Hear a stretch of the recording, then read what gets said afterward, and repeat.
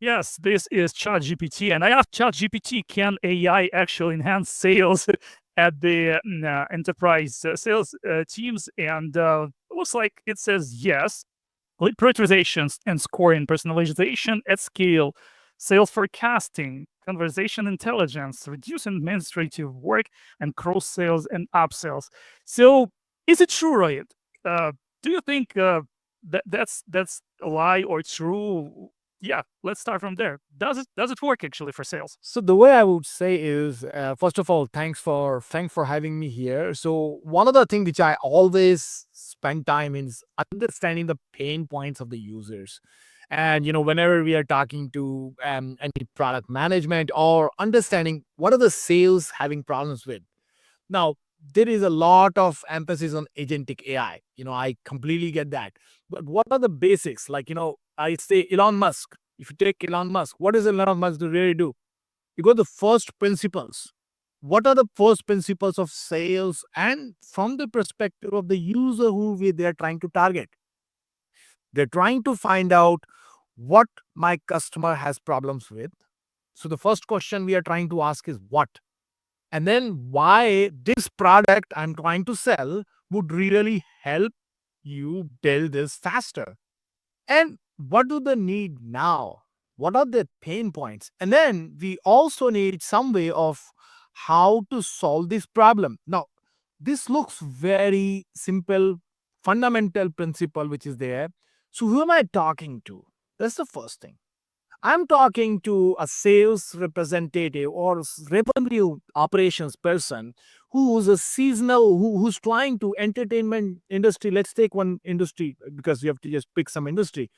Entertainment industry, what they're trying to do, they're selling their tickets, or they're trying to come up with different ways to sell the data. Now they are having a lot of pain points. So what I always do is that who am I talking to get their pain points?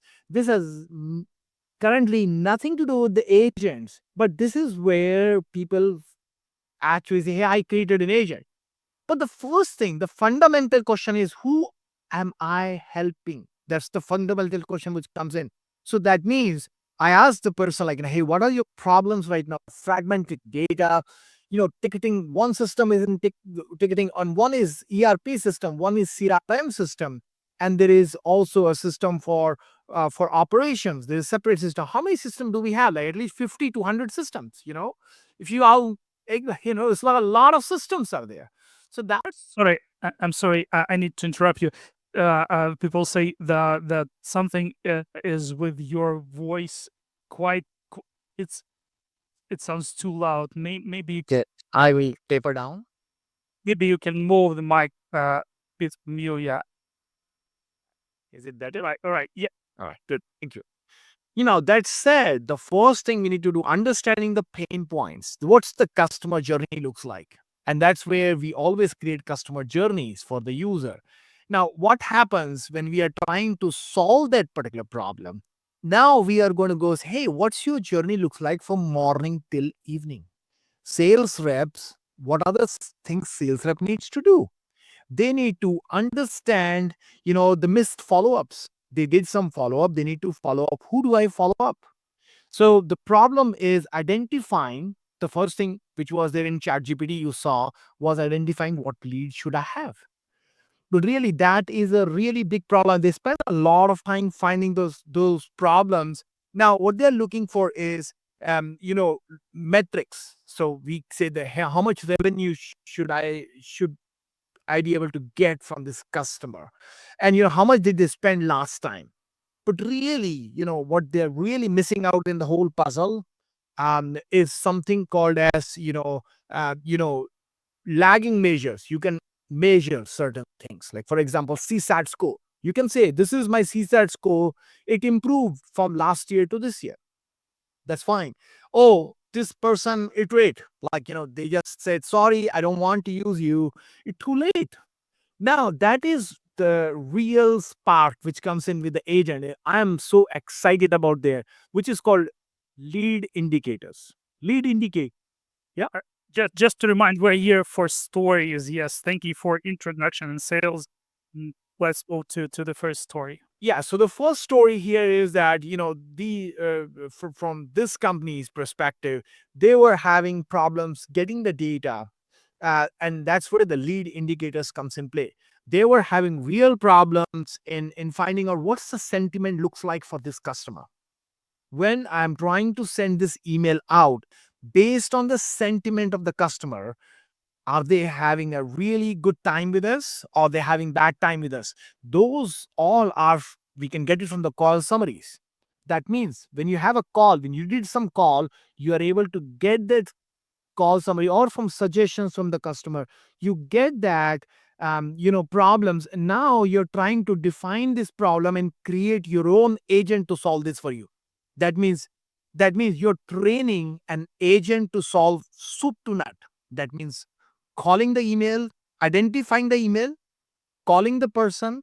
That means through email you can send an email to them, and then responding, get the response, get them going, get the response going with them. Now when we do that whole activity we did, this is where the sales reps used to spend a lot of time. Now what did we do? We automate the whole process. Now we have 9,000 email automatically going out as an agent.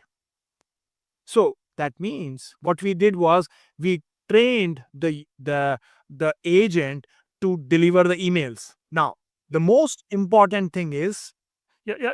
Just again, it, how many thousands of emails do you guys send? so the plan is to send 25,000 emails. Oh, and what they have is Right now it's like all through manual steps. Like, now we automated that. So 25,000 emails are going out through different regions. Let's say you have a US region, Europe region, you would be creating a separate email structure for them, what they need to get. Now the advantage here is the email is created. Now initially you need human in the loop to make sure the email looks good. There is no hallucination, there is no sensitive actions you're trying to do. So that's where you need to build a trust. The trust and the guardrails have to be created. So I call it agentic development is very fast. I call it, when we started doing our development, it was 2 sprints. If we completed our development, now the process of improving the prompt comes in play. Now, based on the human in the loop, we are improving the prompt to make sure that we put the guardrails, put the PII masking, making sure that it is actually be able to solve for selling as an agent. Now, okay. that's the perspective which is completely making it easier. What do I need to track at any given time? So this is the development. SDLC lifecycle have changed now. SDLC lifecycle is, you have a faster coding. Now when we are in the QA environment or UAT environment, that's where we are doing human in the loop. We are trying to build our relationship to make sure, just like an agent, we are training an agent. Hey, do this, do that, just like a child. It takes time to understand that process is 4 to 6 weeks. Right, right, right.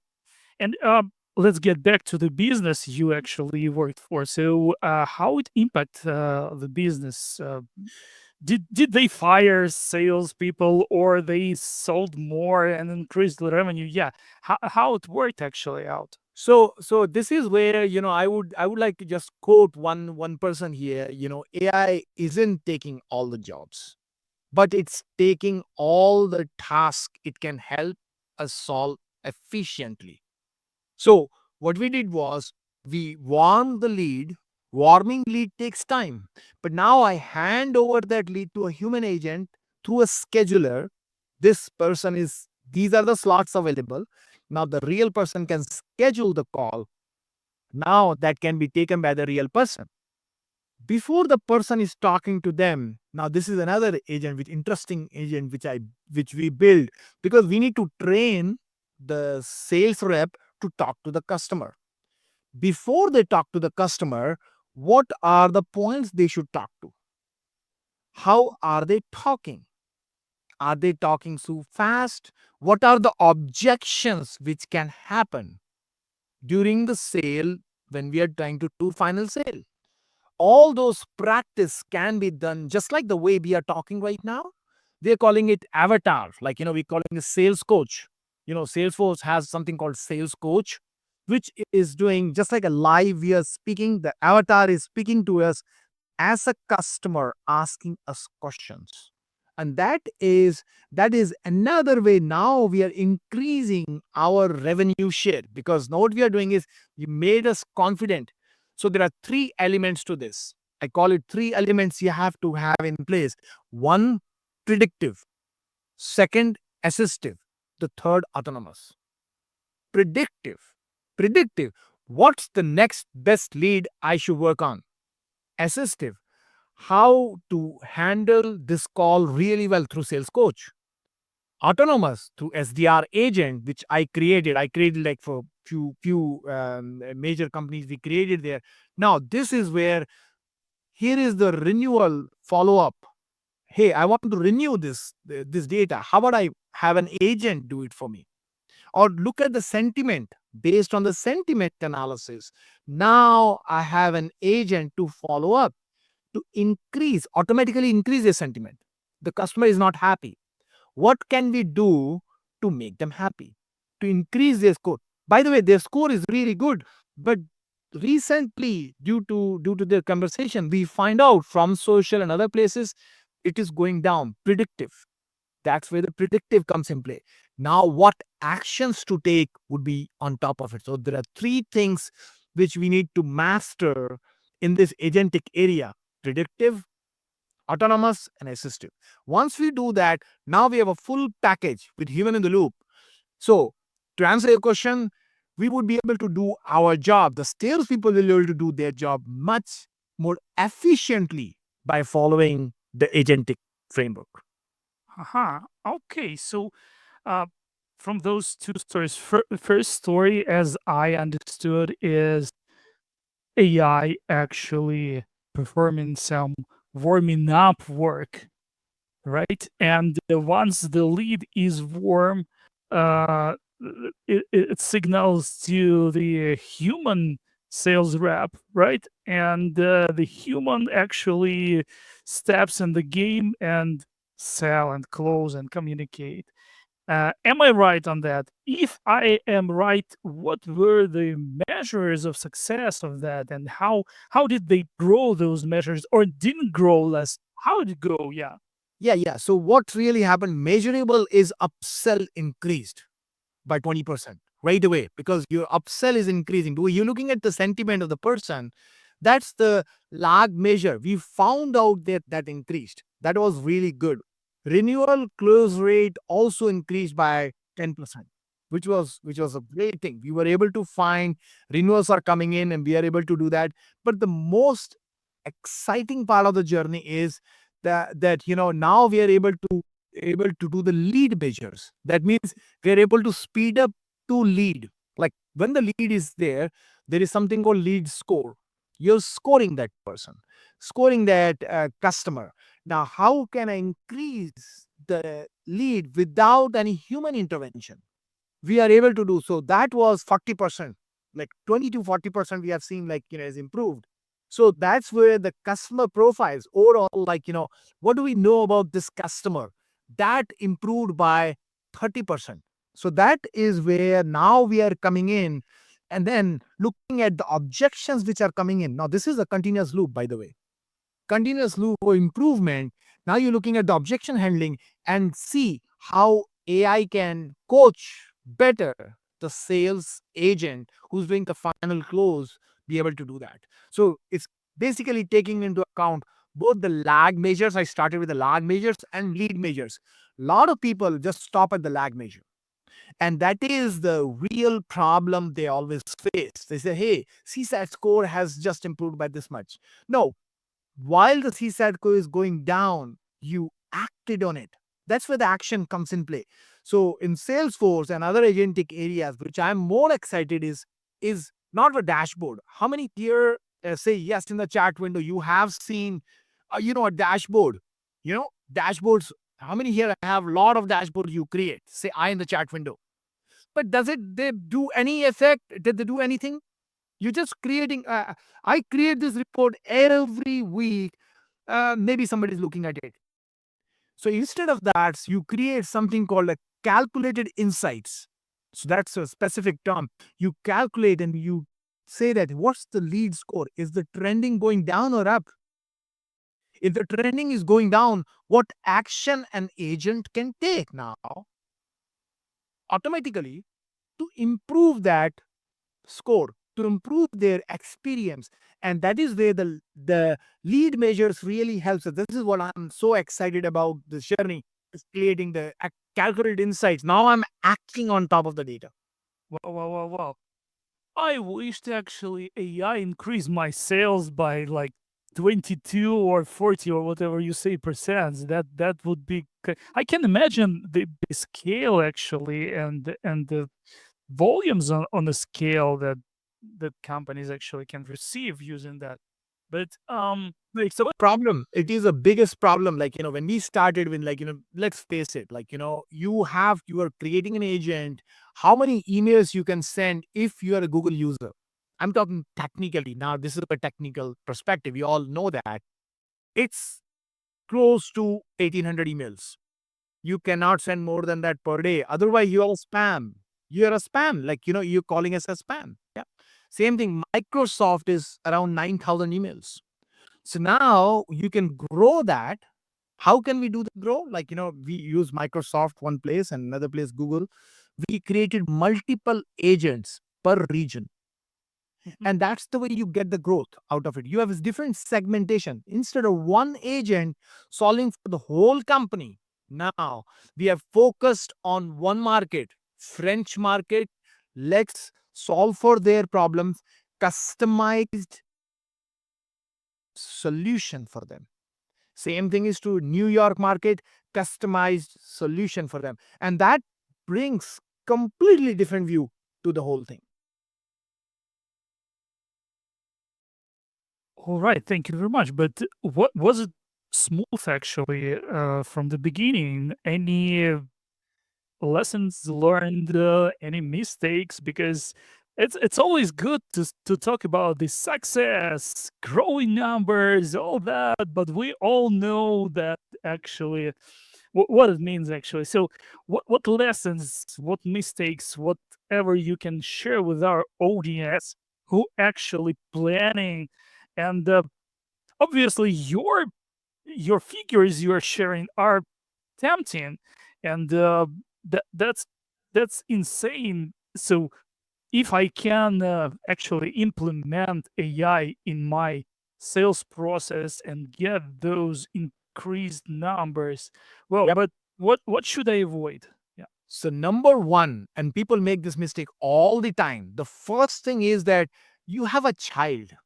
That child is going on the road. What do? Always be on the walkway. That's the first thing you tell. Yes. And those are called as guardrails. I can call it as a guardrail. So the way I think about it is like people try to create this agent without agent manager.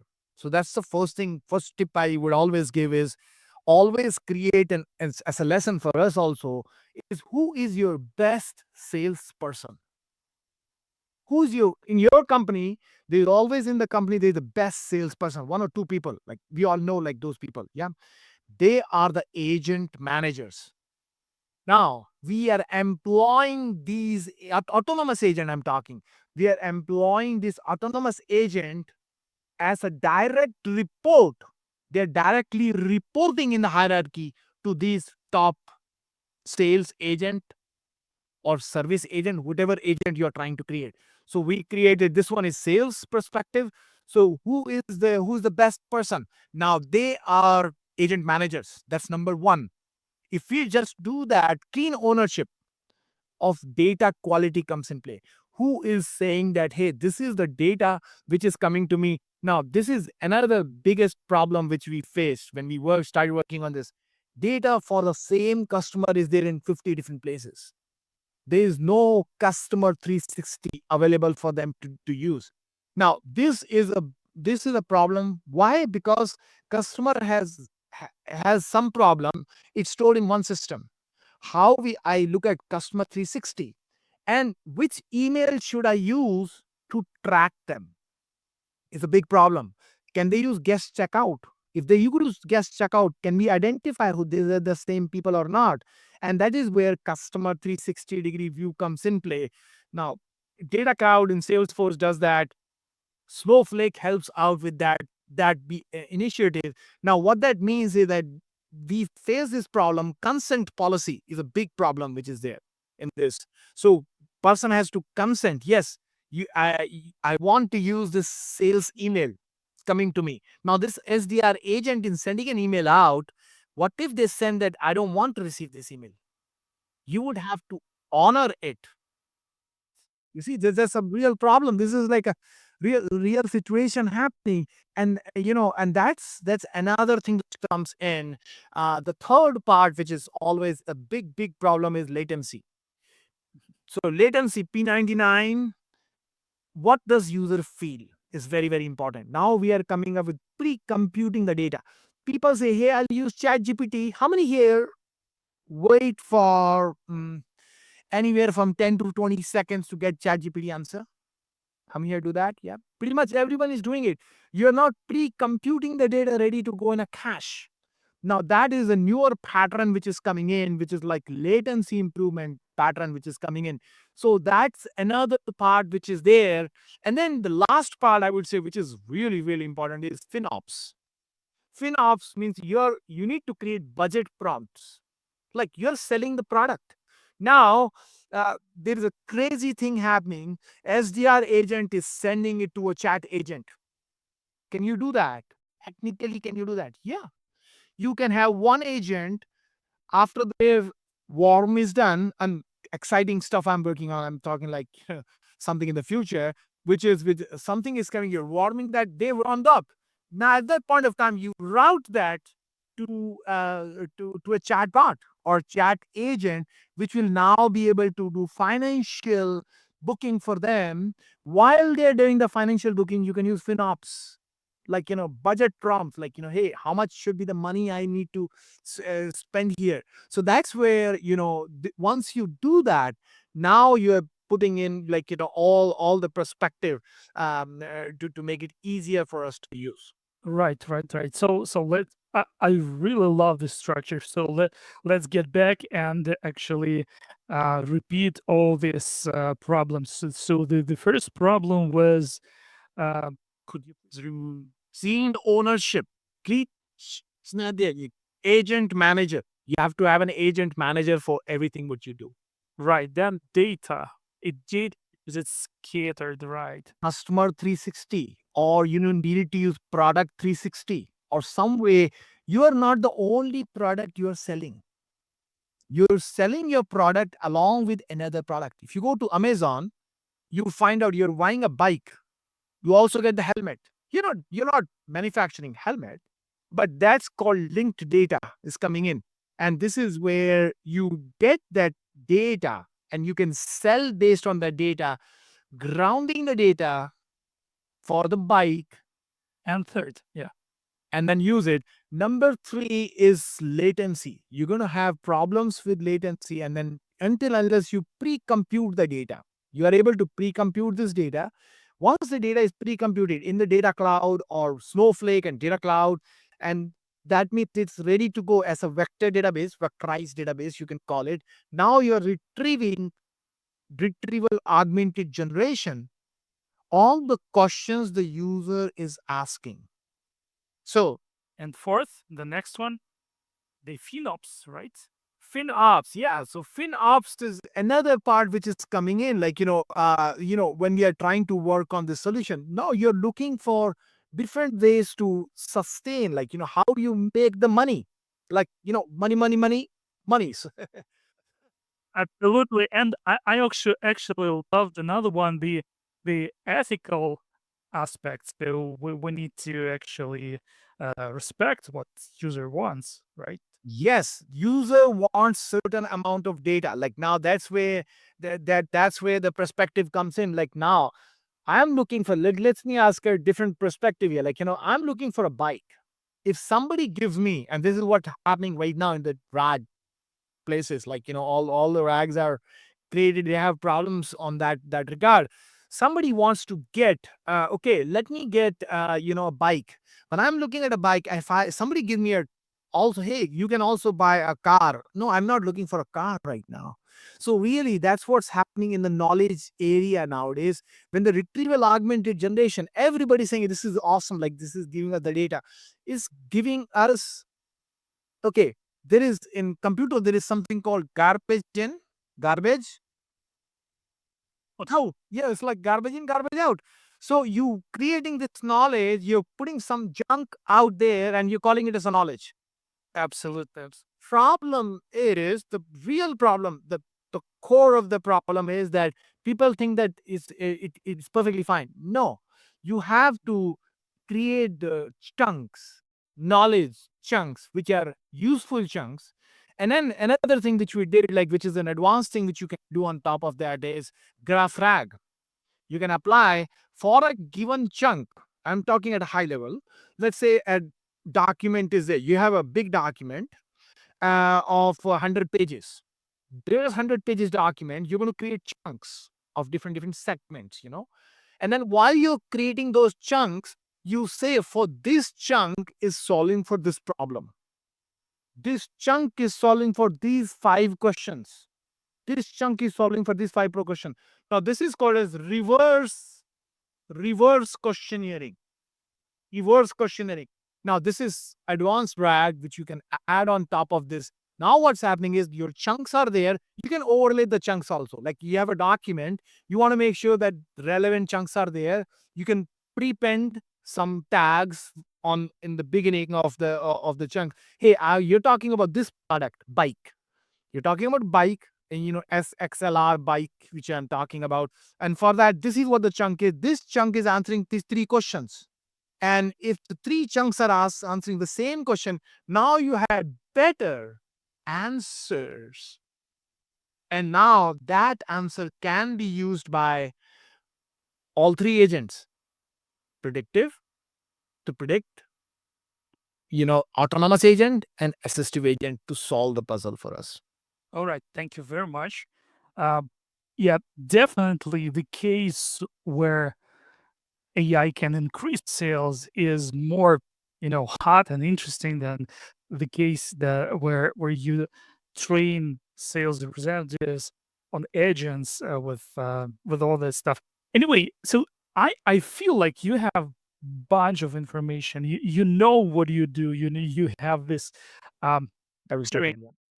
um I remember you could actually offer the workshop on that, how to implement AI in that. So, can we expect anything like that from you? Because so many questions. Absolutely, absolutely. So I have I shared my workshops with you. There are around 12 workshops which I have on the AI and the agents. How the AI is APIs we are developing is changing, completely changing how we are developing the APIs. So I will share with you, and then we can talk on that. But the main thing is enterprise architecture. So like looking at from the enterprise architecture lens, what things are changing. So we have a blocks, like of frameworks which we can talk. I created my own framework on that, because the TOGAF is not fully going to solve for AI. That's the way I would call it. TOGAF is heavy duty. So we want so I used to do TOGAF kind of, analysis, like, hey, what will happen in next 3 years or something, and this is where, one of my friend, he came out, the Elon Musk, he worked for Elon Musk as a CIO. So he was telling me his story. Rohit, Elon came along, and, he was saying that in 2013, this was a story from 2013. So he came along and said, look into this browser. I want the car here, and then I want the checkout button. And he's like, what are you talking about? There's no one in between. It's like, no, there's no one in between. Like, this whole thing is going away. I just want one button. So my friend knew that he got only 3 months to survive here, because, like, Elon Musk say, like, he cutting all the, dealership routes are all gone. There's no middleman in between. Like, you just come and you just browse, And he did that. Like, he, by the way, he survived for 5 years with him. So that's a good thing. So the way I think about this problem is agents. People are saying agents are going to take away the whole world. They need a driver. You need a driver. And once you put the ethics in place, and that's why I like Elon in terms of ethical perspective on it. I like the fact that you want to build a solution. You want to make money. You're not just building for charity. Like, anybody who's doing for charity is a good thing, but I would say make money, but try to be ethical. Ethical means like there are a lot of perspective can happen. Predictive, when we are saying predicting, or sometime automatic firing, you won't want an automatic firing agent, for example.